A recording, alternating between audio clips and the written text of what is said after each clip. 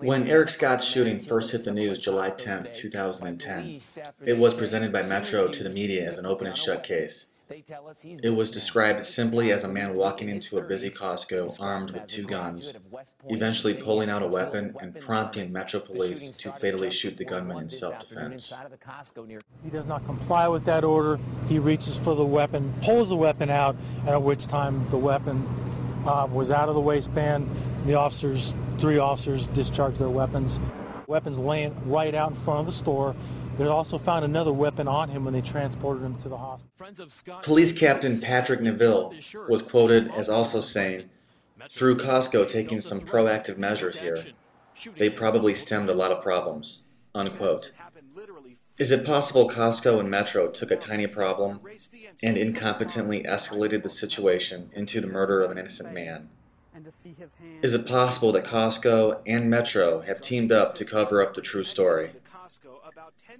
Since July 10th, countless eyewitness statements and TV and radio interviews with witnesses have exposed a drastically different story than Metro's story. Boom. He says he instantly turned toward the victim. After hearing the shots, I see the guy going down. I looked at it, I saw his hands. His hands had no gun in it.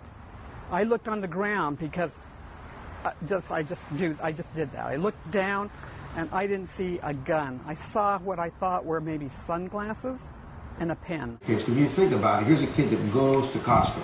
He just goes to Costco, right, like we all do, to buy something, and ends up dead.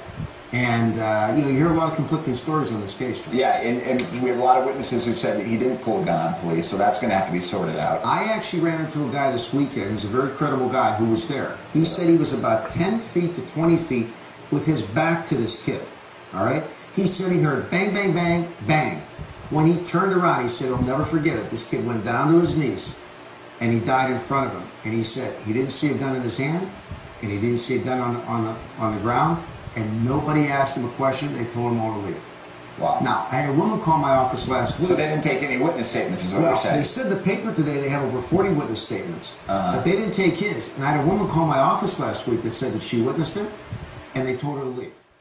Now, after talking to close friends of the Scott family, an eyewitness, and listening to many interviews, in my opinion, this is what happened. Eric and his girlfriend entered the Costco to go shopping. In the store, Eric caught the attention of a Costco employee when he opened boxes of stainless steel water bottles and placed them inside a cooler to see how many would fit. An employee noticed he had a concealed weapon around his waist and informed security. Security approached Eric and told him he could not have a gun in the store, and Eric responded, "Yes, I can, because I have a concealed weapons permit," and was allowed to continue shopping. Security then calls 911, and based on the dispatch tapes that I listened to, he must have painted a delusional picture to the 911 operator, involving a man destroying merchandise, acting loud and crazy, possibly on drugs, and carrying a weapon.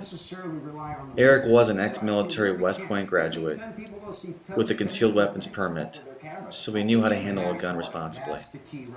You know, when I was in Pittsburgh in the late 90s, the FBI came in and investigated the department. Do you think the Metro is getting close to that point, or are we just making too much out of the recent shootings that happened? Well, I think when you talk to the public, there is a little concern there's some trigger-happy cops out there. The three officers involved in the Eric Scott shooting are William Mosier, Joshua Stark, and Thomas Mendiola. Mosier has been with Metro for 5 years and already involved in 3 shootings, 2 of them fatal. Stark and Mendiola both under 2 years with Metro. A gun on some cops. 9 minutes after the 911 call, Eric Scott was shot to death by Metro just outside the building. During that 9-minute period following the 911 call, no other 911 call was placed by anyone else. Which begs the question, did anybody else feel threatened by Eric Scott? Where are we coming to that we're not even safe with our own police department? There were some red flags there at this Costco, not just this here. Costco 4 murder. shootings in 1 week. 4 shootings in 1 week. In Las Vegas, yeah. Las Vegas. Yeah. They get a month off with pay. Every time. If there's a shooting, they have a month off with pay. That's incentive in itself, just to take somebody's frickin'. Basically, there's a difference between hurting somebody because you have to and hurting them because you can. And the mindset obviously is hurting you because they can. Like I said, where is the threat if I have a gun trained on you? What's the threat? It doesn't matter how many guns you have on you. The fact of the matter is you cannot possibly shoot me before I can shoot you. My gun's already trained on you. If you're a person that cared about your fellow man at all, to start with, I would be personally earning my hazardous duty pay because I wouldn't have a gun trained on you.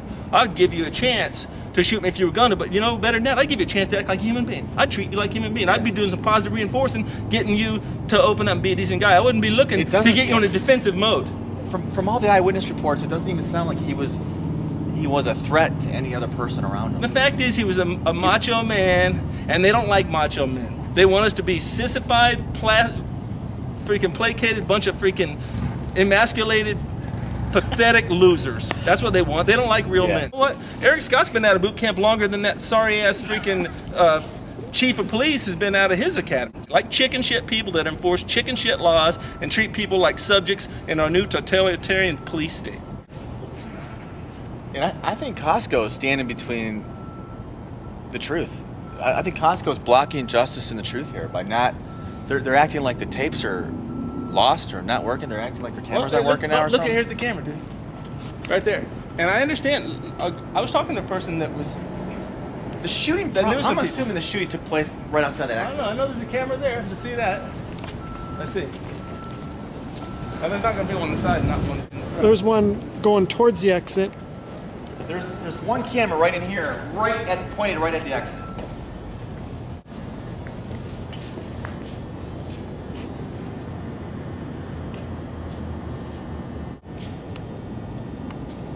Yeah. He was wondering why the cops were out here himself. He thought he missed something that was happening inside. They were asked to evacuate the building along with everybody else shopping in there, so he willingly left the building along with 50 to 60 other people, walked right past police officers standing out here by the door, noticed them. The last things he said to his girlfriend was, "Look at these police. There must have been something going on inside that we missed." From behind him, the police yelled different commands, possibly get down on the ground or put the gun on the ground. So he turns around to face the police officers, puts his hands up, and makes a gesture, a gesture to show them, he's trying to tell them that he has a concealed weapon on him. So he raises his hip. So Eric Scott puts his hands up and turns around and faces the police officers and tries to gesture to his gun to show the police that he has a concealed weapon. He tries to lift up his hip like this. And as he does that, he takes a shot to the upper right chest, which spins him around 180 degrees and drops him down to one knee. He then takes 3 shots to the back, bringing him down to the ground. Then a second later, they put 3 more shots into him, a final kill shot. Metro immediately tells all the eyewitnesses standing out here to disperse and go home, and then proceed inside the interior of the building to interview witnesses that didn't even see what happened. Okay, the murder takes place out here, but they go inside to interview witnesses, tell all the people out here to go home. Doesn't make sense, does it?